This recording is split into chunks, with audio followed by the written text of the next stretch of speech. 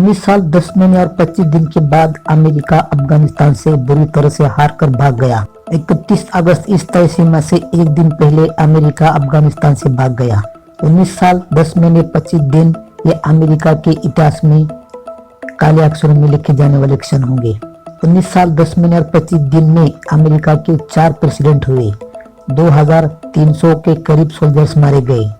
$3 trillion पानी में बह गए। इतना सब कुछ गवा कर भी सुपर पावर अमेरिका कहता है कि हम अफगानिस्तान में जीत गए। अमेरिका अफगानिस्तान में तब घुसा था जब अफगानिस्तान में तालिबान का राज था। आज वही अमेरिका अफगानिस्तान में उसी तालिबान के हाथ में अफगानिस्तान की गद्दी सौंप कर निकल गया। तो आप की सोचिए, अमेरिका के हाथ में झूठों के सिवाय आखिर क्या लगा। डेमोक्रेटिक जो बाइडेन अमेरिका के इतिहास के सबसे वयस्क, मेंटली सबसे कमजोर कायर प्रेसिडेंट साबित हुए। हाल ही में इसके 2 उदाहरण दुनिया को देखने को मिले।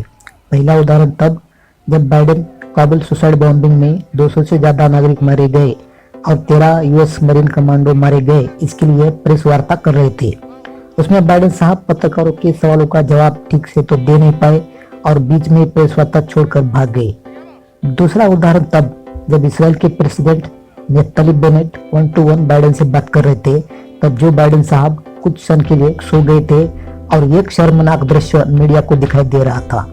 फिर भी अमेरिकन मीडिया, CNN हो, फॉक्स न्यूज हो, बाइडेन को क्रिटिसाइज नहीं कर रहे हैं और दोष नहीं दे रहे हैं, जैसे कि ट्रंप के पीछे हाथ धोकर पड़ी थे। जाते जाते डेमोक्रेटिक बाइडेन ने तालिबानियों को $85 बिलियन के हथियार गिफ्ट कर दिए, यानी कि तालिबानियों को 1996 से अब बहुत ज्यादा मजबूत कर दिया। 1996 में तालिबानी जब अफगानिस्तान के सत्ता पर काबिज थे, तब उनके पास ऐसे हथियारों का जखीरा नहीं था। ब्राउन यूनिवर्सिटी ने अमेरिका ने अब तक दहशतवाद मिटाने के चक्कर में कितने सैनिकों की जान गंवाई, अमेरिकन टैक्स पेयर के कितने पैसे मिट्टी में मिलाए, इसका लेखा जोखा प्रकाशित किया है। इराक में $2 ट्रिलियन खर्च किए और कल अफगानिस्तान से भागने के बाद 7,000 सैनिक और 8,000 कॉन्ट्रैक्टर मारे गए। और पैसे की बात करें तो $6.4 ट्रिलियन को मिट्टी में मिलाया। इतना कुछ गंवाने के बाद क्या यूएस दुनिया से आतंकवाद मिटाने की बात तो छोड़िए, कम करने में सफल रहा है? नहीं। ये सुपर पावर अमेरिका का फेलियर है। अफगानिस्तान में इतना सब कुछ रहता बाइडेन महाशय ने फैलाया, आखिर किसके लिए, किसके दबाव में? इसके पीछे अब धीरे धीरे बातें सामने आ रही है। अमेरिका की वार इंडस्ट्री के मालिक कुछ सीनेटरों ने सैकड़ों डॉलर्स कमाए ये रायता फैलाकर। देखिए, अमेरिका एक वार इंडस्ट्री पर चलने वाला देश है। अगर दुनिया के किसी भी कोने में अगर आतंकवाद ना हो, कोई कांड ना हो, तो अमेरिका की इकोनॉमी 10 साल के अंदर जमीन पर बैठेगी। आप सेकंड वर्ल्ड वॉर के बाद का इतिहास उठाकर देख लो। अमेरिका ने अब तक 10 साल से ज्यादा समय तक दुनिया के किसी भी कोने में शांति रहने दी है? कोरियन वार हुआ, क्यूबन क्राइसिस हुआ, Vietnam war, Iraq Iran Kuwait war जिससे कुवैत का जन्म हुआ, 80s में अफगानिस्तान से सोवियत रूस को भगाने के लिए तालिबान का जन्म हुआ। एक तरह से दुनिया में आतंकवाद का फादर अमेरिका ही है। मगर ये बड़े लोग हैं, इनके सामने बोलने की या इनको क्रिटिसाइज करने की हिम्मत कौन करेगा? अब पूरी दुनिया को अफगानिस्तान में तालिबान एक रियलिटी है ये मानकर चलना पड़ेगा। इसी को भापते हुए भारत के कतर के राजदूत दीपक मित्तल साहब कतर की कैपिटल दोहा में तालिबान के प्रवक्ता मोहम्मद अब्बास टानिकज़ई से बातचीत की, वो भी तालिबान के आग्रह पर। अब अफगानिस्तान को आगे चलाने के लिए तालिबान को पैसा चाहिए। मेरी राय मानो तो भारत सरकार को अगला स्टेप लेना चाहिए। पैसा और कोई अन्य वस्तु की मदद करने के बदले भारत सरकार अफगानिस्तान के 2 या 3 एयरपोर्ट कर्ज के बदले में हमारे पास गिरवी रख लेना चाहिए, जैसा चाइना करता आया है।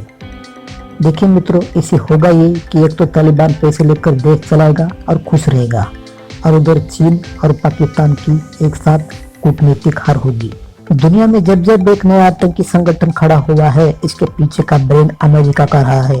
अल-कायदा तालिबान को पैदा किया गया, उनको हथियार दिए गए, उन्होंने रूस को हराया, बाद में उनका रोल खत्म हो गया और उन्हीं के पीछे अमेरिका लग गया।